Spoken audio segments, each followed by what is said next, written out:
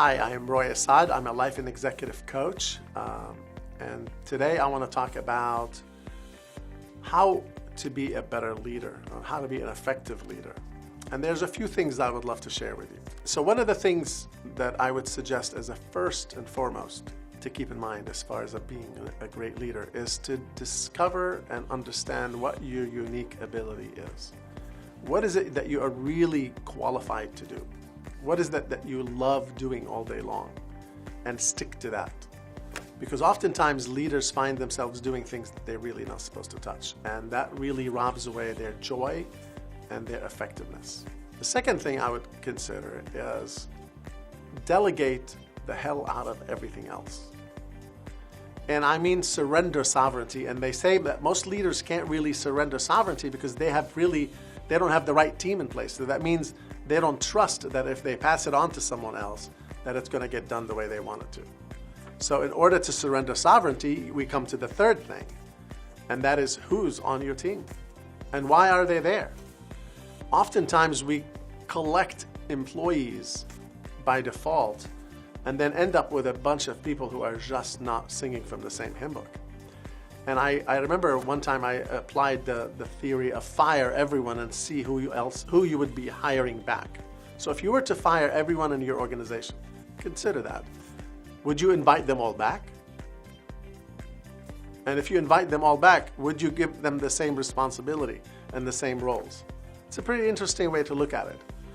And I can't recall the person who wrote the book, the theory about the bus theory. They say you got to identify and make sure that everyone on your bus is the right passenger and then they're in the right seat. So yes, the human capital is the most valuable. And that is how you can surrender sovereignty. The fourth thing is to be a possibilitarian. I know that's not a very common word, but you know, we all are always thinking in the realm of what is probable. So what's probable is I'll do this and I'll do that. What's probable is I'll reach this goal or that goal. A possibilitarian is someone who really goes high.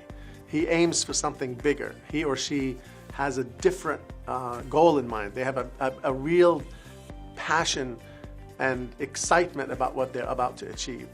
And that's a possibilitarian. And you as a leader must possess that power. And lastly, I truly believe leaders do not manage. Things need to be managed. People need to be led. So if you're a leader of your organization, consider leading people and not managing them.